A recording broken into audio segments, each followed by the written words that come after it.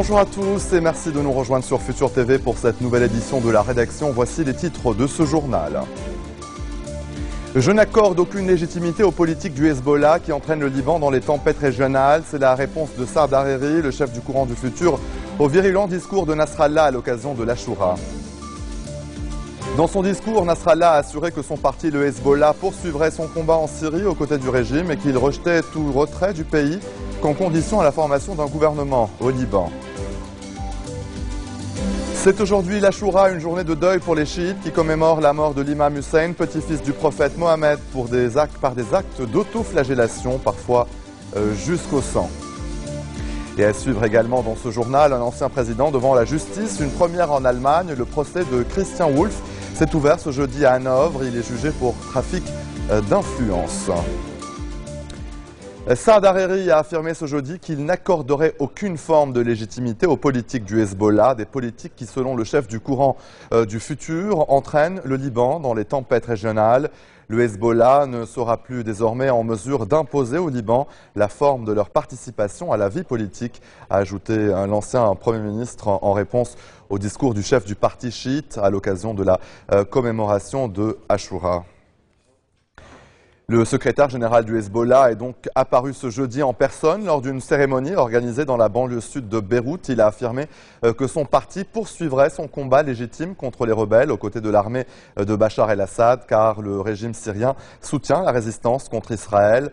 Nasrallah a par ailleurs affirmé que la présence de ses combattants en Syrie visait à défendre le Liban, la Palestine et la Syrie contre les assauts des rebelles. Le chef du Hezbollah a enfin rejeté tout retrait de Syrie comme condition à la formation d'un gouvernement au Liban. 3 personnes ont été tuées et 22 autres blessées ce jeudi par des obus de mortier et l'explosion de 2 bombes dans le centre de Damas, près de la célèbre mosquée des Omeyyades. Depuis plusieurs mois, Damas est la cible d'obus tirés selon le régime par les rebelles qui se trouvent à la périphérie de la ville. Dans ce contexte, le régime syrien a estimé que l'opposition se faisait des illusions en réclamant son départ à l'issue de la conférence de paix prévue à Genève le 12 décembre prochain, selon le quotidien syrien Al-Watan, proche du pouvoir. Les préparations de la conférence et la situation en Syrie ont d'ailleurs figuré au menu d'un entretien téléphonique entre Bachar el-Assad et son homologue russe Vladimir Poutine. L'Ashura, cette fête juive à l'origine, correspond au 10e jour du mois du Muharram, le premier mois de l'année musulmane. Pour les sunnites, elle marque le début de festivités. Pour les chiites, au contraire, c'est une journée de deuil commémorant la mort de l'imam Hussein, petit-fils du prophète Mohammed.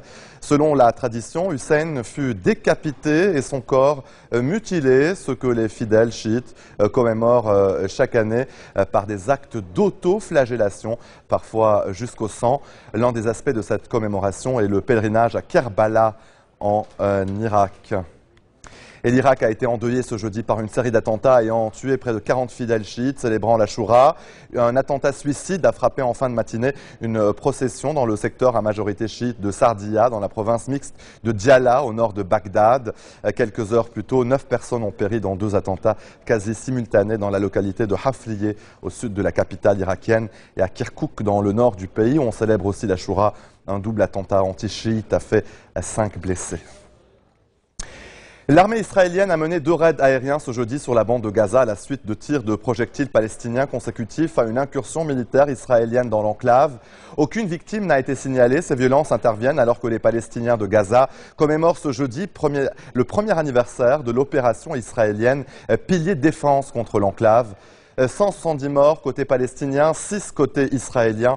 Une opération qui a duré une semaine et qui s'est terminée par un cessez-le-feu sous l'égide des Égyptiens, mais que le Hamas estime avoir vaincu. Des milliers de membres des services de sécurité ont défilé donc aujourd'hui dans l'enclave palestinienne. Une démonstration de force pour le Hamas qui a averti que les Palestiniens lutteront contre l'occupation tant qu'ils ne gagneront pas leur liberté.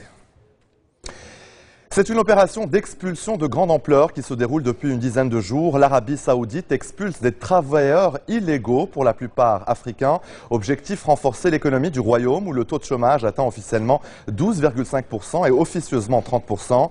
L'ambassadeur d'Éthiopie a annoncé que 23 000 Éthiopiens se sont rendus aux autorités après la période d'amnistie accordée par le roi Abdallah. Ces travailleurs avaient jusqu'au 4 novembre pour régulariser leur situation. Des émeutes ont éclaté dans le sud de Riyad où 3 Éthiopiens ont été tués tué à la suite d'accrochages entre policiers et immigrés clandestins dans le quartier de Manfouha. Un quartier pauvre du sud de la capitale où de nombreux travailleurs immigrés illégaux, la plupart originaires du Mali, de Guinée, d'Éthiopie et d'Érythrée, vivent avec leurs familles dans des conditions d'insalubrité et de misère extrême. Allez, restez des nôtres au retour de la pause aux Philippines. 6 jours après le passage du typhon, la colère monte chez les survivants face à la lenteur de l'aide.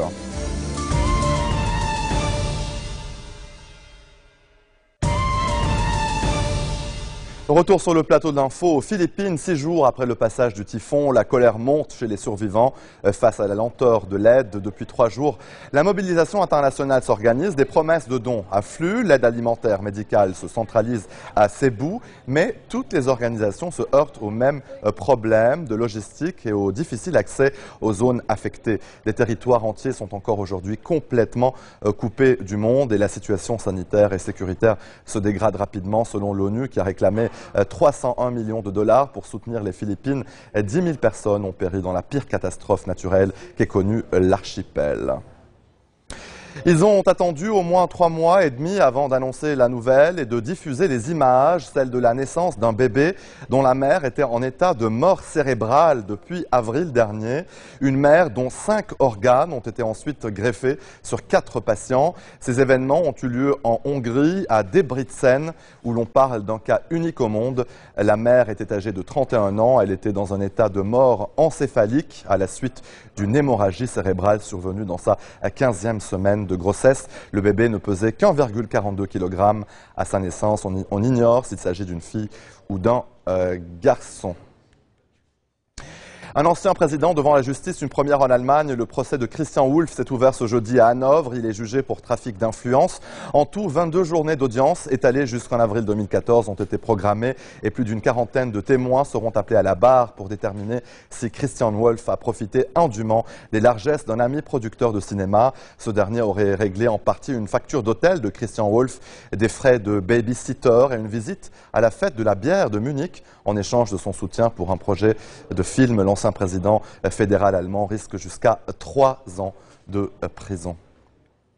Allez, en bref, dans le reste de l'actualité, l'Amérique latine est la seule région dans le monde où la criminalité a augmenté, une augmentation de 11% entre 2001 et 2010 qui a fait plus d'1 million de morts en 10 ans selon le PNUD, le Programme des Nations Unies pour le développement, qui a présenté son rapport à New York. Le rapport explique en quoi cette insécurité affecte directement les populations, notamment les jeunes, et constitue un frein au développement.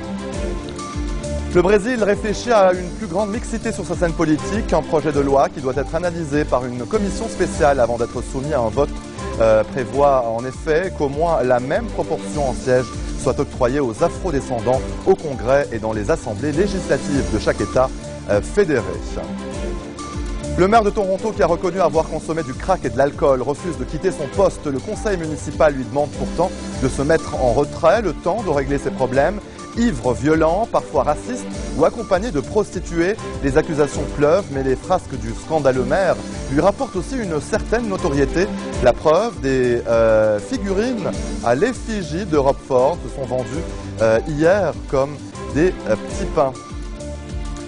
La première tour du nouveau World Trade Center inaugurée plus de 12 ans après les attentats du 11 septembre. C'est la plus petite des 4 nouvelles tours en construction qui a ouvert ses portes à Manhattan, baptisé Fort World Trade Center.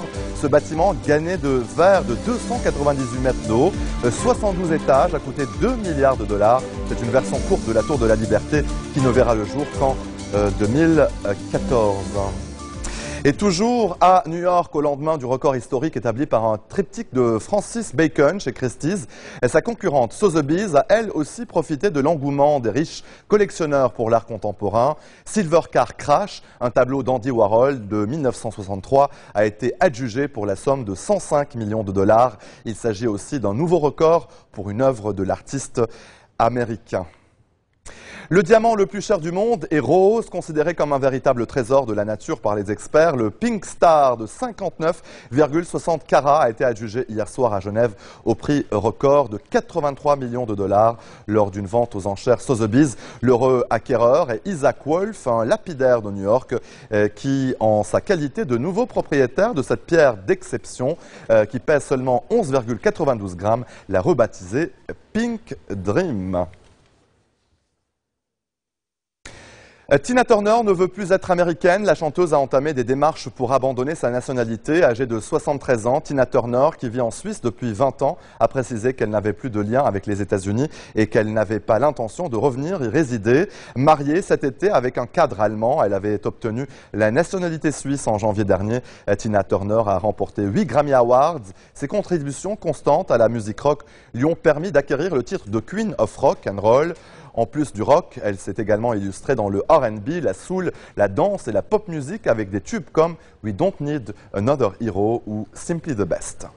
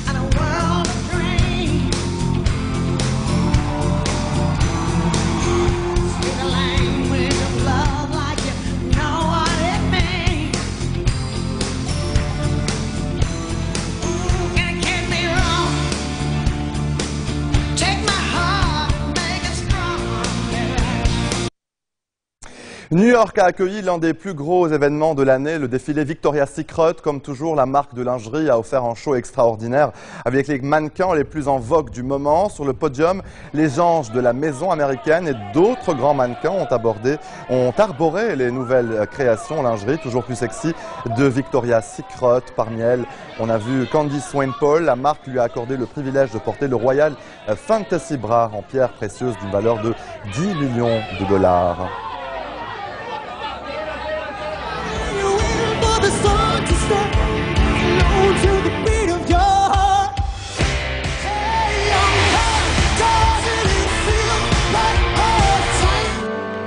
Starting to crawl. Say something, I'm giving up on you. Et voilà, c'est ainsi que se referme cette édition. Tout de suite, le rappel des titres. Je n'accorde aucune légitimité aux politiques du Hezbollah qui entraînent le Liban dans les tempêtes régionales. Dixit Saad Hariri, le chef du courant du futur, répondait au virulent discours de Nasrallah à l'occasion de l'Ashura.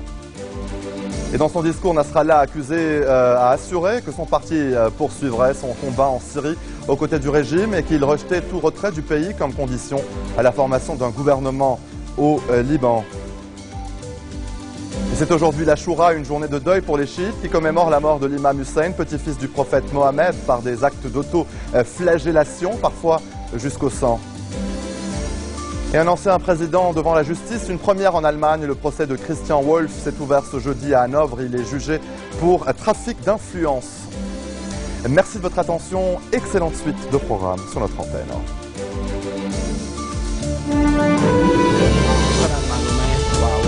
علينا دم